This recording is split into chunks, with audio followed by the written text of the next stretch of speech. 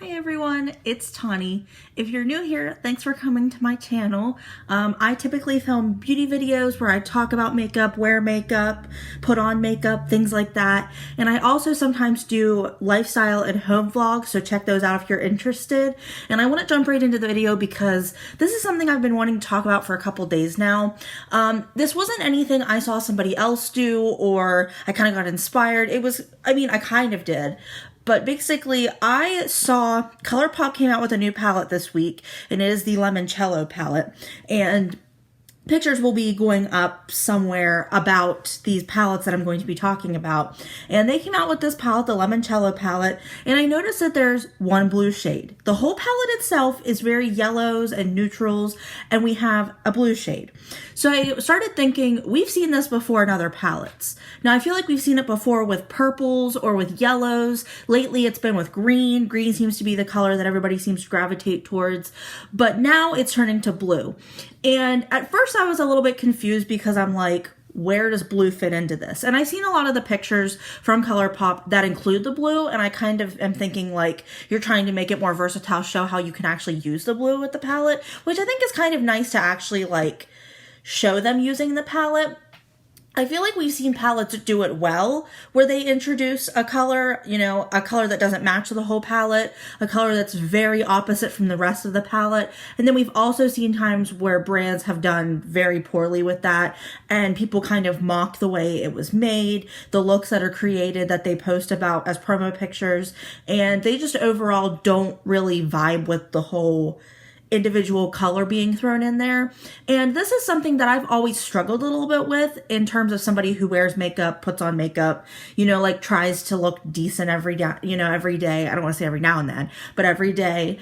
But when I'm using a palette that has a color that doesn't always match the rest of the palette, I find that I don't always use it because I'm not one of those people that does a pop of color with like a very neutral eye look. Like I don't do like a crease color or my lower lash line or anything like that. If I'm going to do color, I'm going to do color. Like I'm going to really commit to it. It's not going to be this like random thing. So to have like a neutral palette with like a bright color that doesn't match it in there kind of like doesn't appeal to me. It's not really something that I gravitate towards and really like feel like I can work with. So I feel like that's something that like brands should start to keep in mind, that like while it is interesting and different and it's definitely something that we haven't seen a whole lot, like we're starting to see a little bit more, but for the most part we haven't really seen it often. I feel like it's something that is a little bit different and sometimes can be hard to work with for those of us who like aren't super talented and aren't makeup artists and things like that, or pro MUAs or whatever.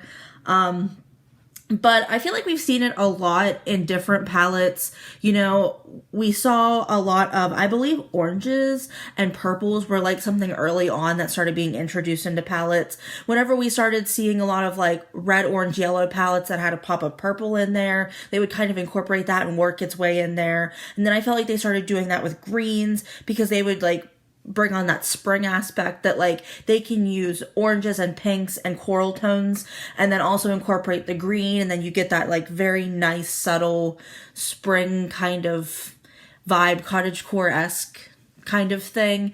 And now they're starting to do that with blue, and I'm very interested to see what other brands will be doing this in the future, just to see like how they work that into their palette, how well it works, if it doesn't work, if it becomes a mockery kind of thing. That's definitely something that like I'm very intrigued about. I'd like to know your guys' thoughts on this because it's definitely something interesting that we don't always see, but we're starting to see a little bit more. And I think it's pretty interesting to see like how the trends are changing, because I feel like before, if somebody had done that, we would be like, well, that doesn't make any sense.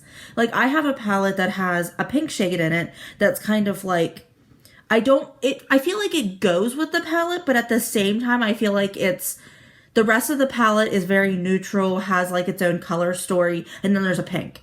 And I'm like, where does pink come from? What do you do with the pink? Like, what is the point of having this in there kind of a thing? So it's definitely something that like, I'm still very confused about. I'm still not quite sure like what the point is, what the purpose is, why we're doing it this way. But yeah, I'd like to know your guys' thoughts. I know this was a shorter video, but I wanted to throw this out there and just like share my thoughts with you about something new that's going on.